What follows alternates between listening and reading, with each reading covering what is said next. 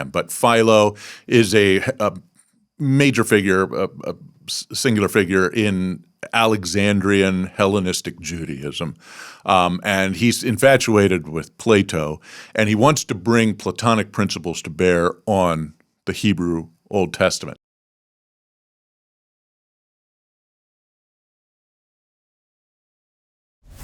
Welcome back to this episode of Theologically Driven. We want to start today a series on how to study the Bible. And a good starting point for that would be the history of hermeneutics. So today, joining me on the podcast is Dr. Snoeberger.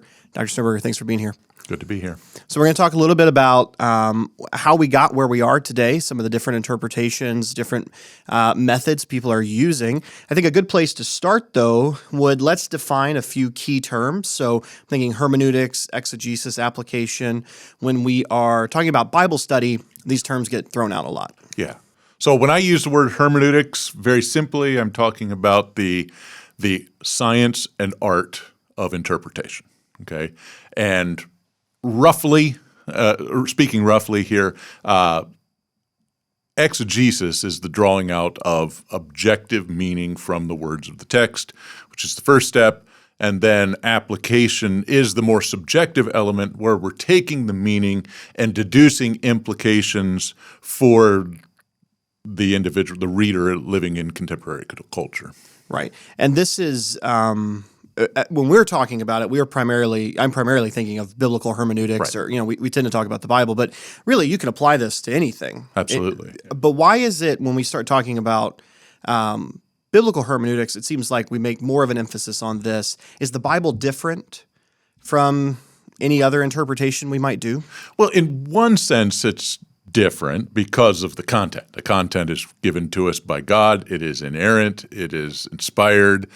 And it has almost infinite applicability, and so it's extraordinarily important. But at the same time, we read the words the same way. They're given to us the same way. There's no two sets of rules for spiritual material and secular material. Sure. So let's get in then. What would be, if we're going to talk about the history of hermeneutics, where would we want to start? Where are we going back to? Well, obviously, there's hermeneutics practiced day one. When Adam listened to God and obviously understood him and acted upon what he said, he was applying hermeneutics. But of course, that's somewhat instinctive. It wasn't as though he was thinking about the laws of hermeneutics when he did that. Oftentimes, there's an appeal made to Nehemiah 8:8 as the first statement of what we might call meta hermeneutics, where we're actually people are thinking about how exactly they're going to go about doing it, and it's appropriate because people are coming back from the exile. Many of them were speaking Aramaic as their primary language, may have known some Hebrew, but probably were speaking primarily Aramaic, and this material had been lost for a long time, and so for that reason, there had to be some sort of ordering as to how they were going to do it. And so Nehemiah 8:8 is often appealed to as the first statement of meta-hermeneutics in the Bible. They read from the book of the law, making it clear and giving the sense so that the people could understand what was being read. So what was being read is at issue. The text is all important, and there's a clarification made and a giving of the sense. Now, I could really run with that in English. It probably doesn't read quite that plainly, the singular sense in the Hebrew. But it does appear that the response of the people indicated a literal hermeneutic. So they're realizing as they're listening that they are in the week that should be the celebration of the Feast of Booths. And so immediately they go about creating these booths, and it says twice in the text here that they were doing it in accordance with the regulation and in keeping with what was written. So they're very carefully and literally building these booths to carry out the expectations of the law. Yeah, so that first instance of hermeneutics, they're reading it, understanding what it means, and then living in light of what it means. Correct. So they're going to start obeying it, or that we would call that application. Mm-hmm. What does this mean for our lives? What's the next step? Where do we go after that?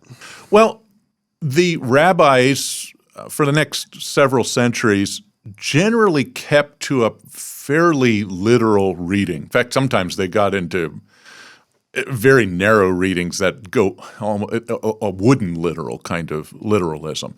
But by the time we get to the life of Christ, we've got two major schools, the school of Shammai and the school of Hillel, and they are basically literal. They privilege what they called the Peshat. That's the literal reading.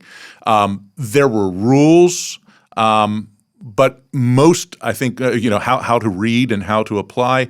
But most of us who would claim the label literalist would resonate very much with these. So there'd be rules of arguing from the lesser to the greater, or vice versa. The appeal to clear passages in the interpretation of unclear passages. The analogy of Scripture. So Sabbath, they're not supposed to work, but then we read elsewhere in the Scripture that they were able to do certain things. In the narrative sections, they actually did certain things with divine approval, and so we're able to qualify.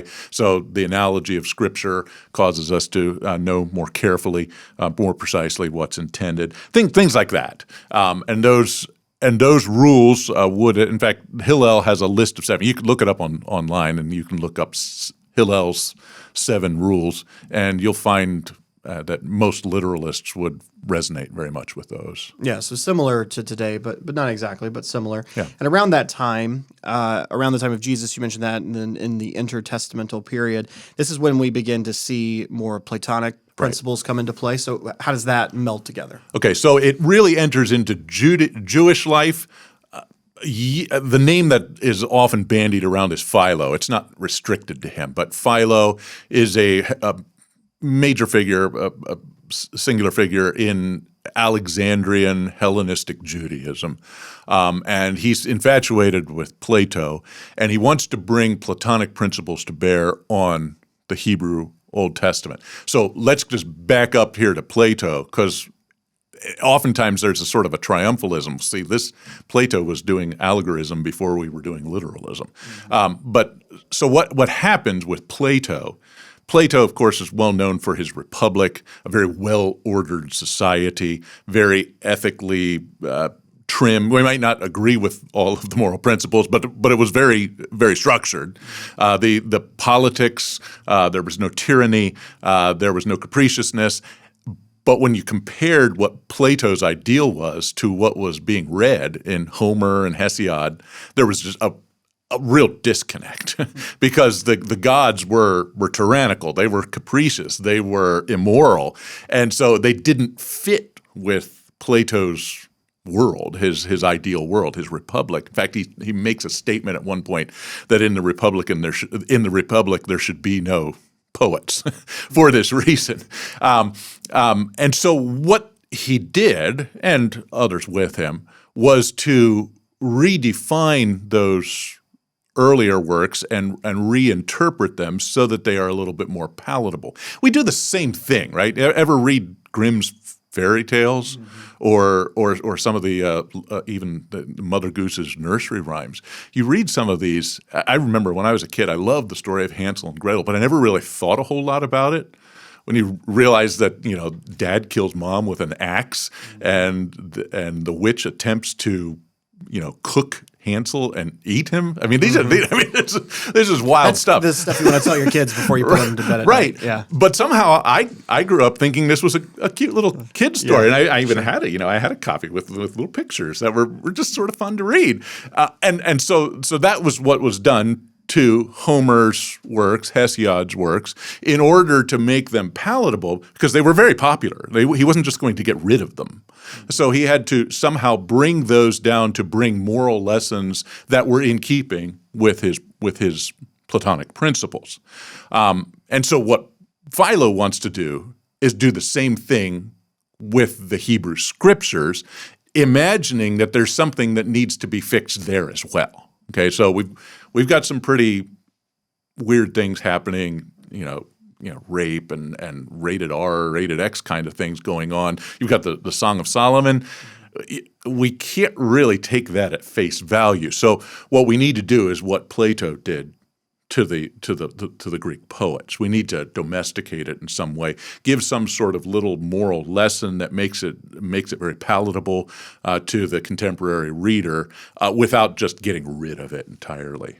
Yeah, that's interesting. I had never thought about the parallel between the two with the Greek writings and the Old Testament, but that's interesting how they're attempting that. There's another step that, as we think about hermeneutics and clear changes, and that would be the Enlightenment and then also the Reformation. So Right.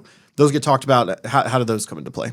Well, the Enlightenment is by and large a return to more Aristotelian principles. Okay, so Plato had this idea of the two realms, right? So he had the phenomenal, the material, the immanent realm, but these are actually shadows of what is real. So up here is the transcendent realm, the noumenal realm, the spiritual realm, and language took place down here.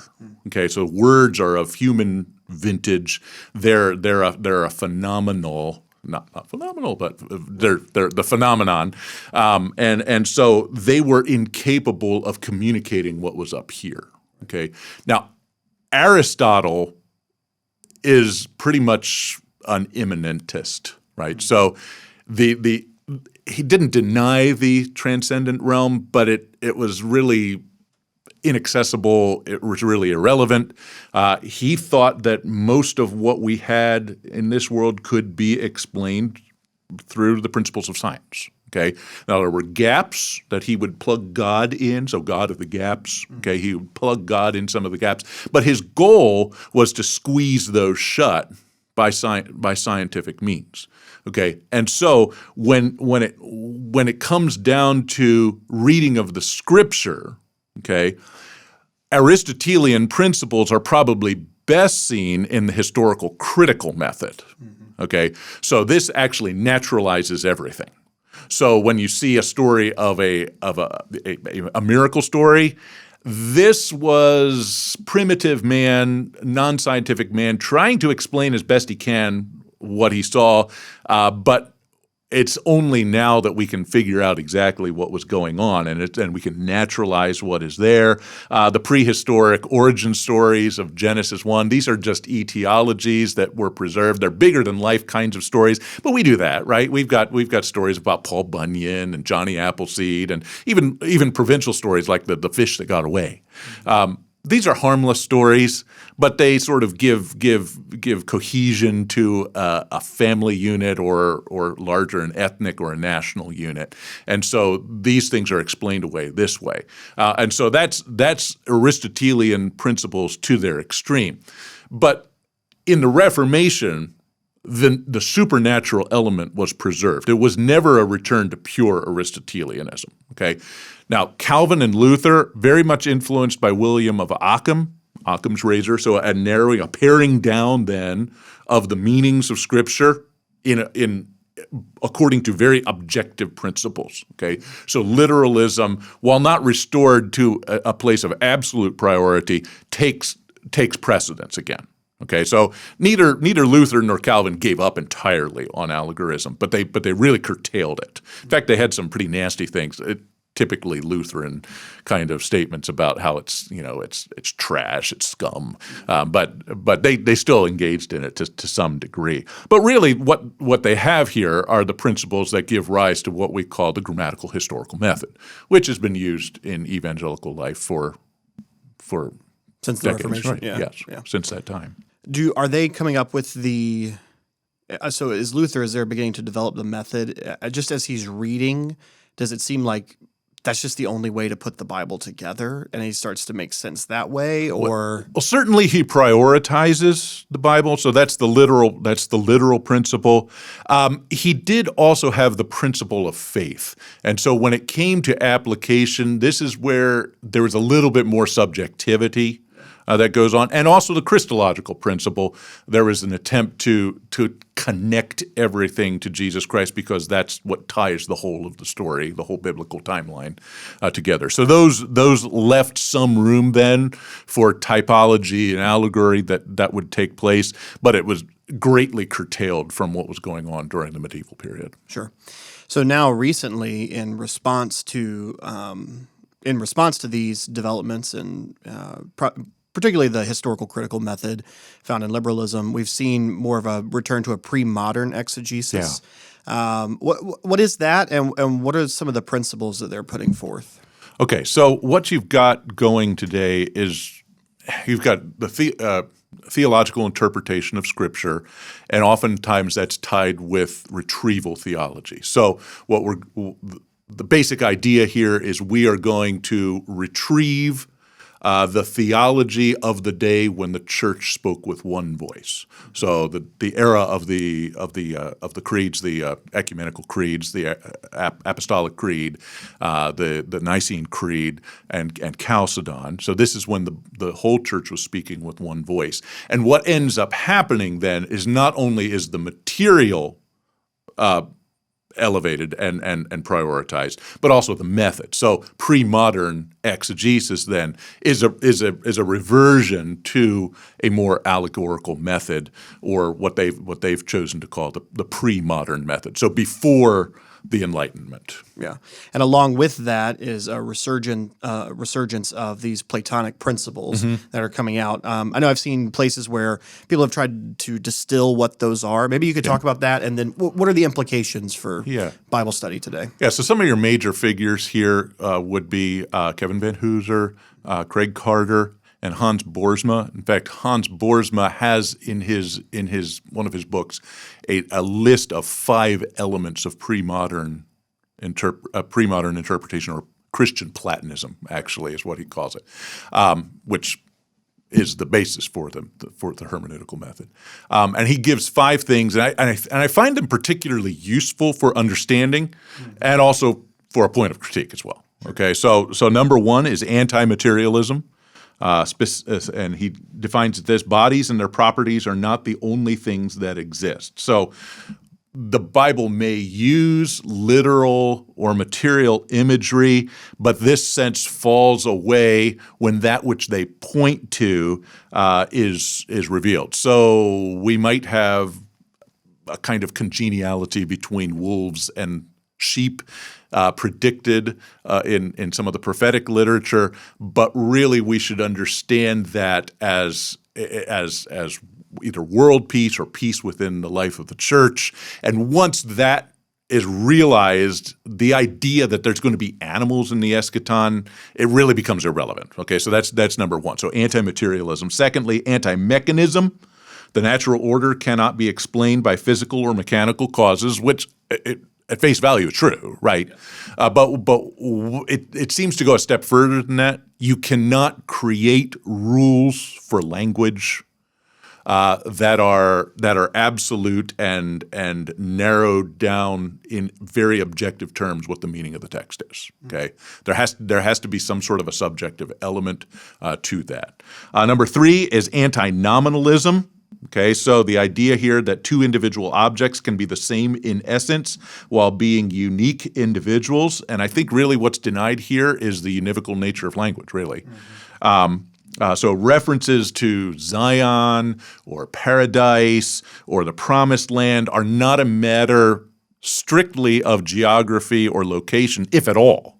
Okay, they're experiences. Okay, so they're existential experiences that we will have in the eschaton. Anti-relativism, again, human beings are not the measure of all things, which of course is true. I think it's something of a restatement of the anti-mechanism here. We cannot create laws. And it's sort of this idea that languages of human vintage, and so we cannot create laws that are absolute because because evolutionary theory applies to language, okay? And then finally, anti-skepticism, and here's where it sort of all comes together. The real can still be present to us so that knowledge is within reach. So even though we don't have these objective rules that can narrow down a precise meaning to the text, we can still have certainty. How can we have certainty? Well, this is where I think some of the Platonic and even Gnostic principles sort of come back. How do you have an encounter with the divine, a personal encounter with the divine, which you have by means of personal piety, and you receive from God, effectively and personally, the meaning of the text of which you can be certain. And so you end up with Platonic principles, and I think, I mean, I hate to use the word Gnostic because it's one of those harsh words that raises red flags and all. But I think we really do have a mild version of that ongoing. How do you have certainty? Well, with the encounter, sort of a Bartian kind of thing. Well, good. Thank you, Dr. Snoeberger, for joining us today and for talking through those. On the next episode, we'll come back and we will be talking more about those 5 rules and then how we do hermeneutics and our method and some answers to some of those questions. So thank you so much for listening to Theologically Driven. We're a podcast of Detroit Baptist Theological Seminary. If you'd like to learn more about our seminary, just go to DBTS.edu.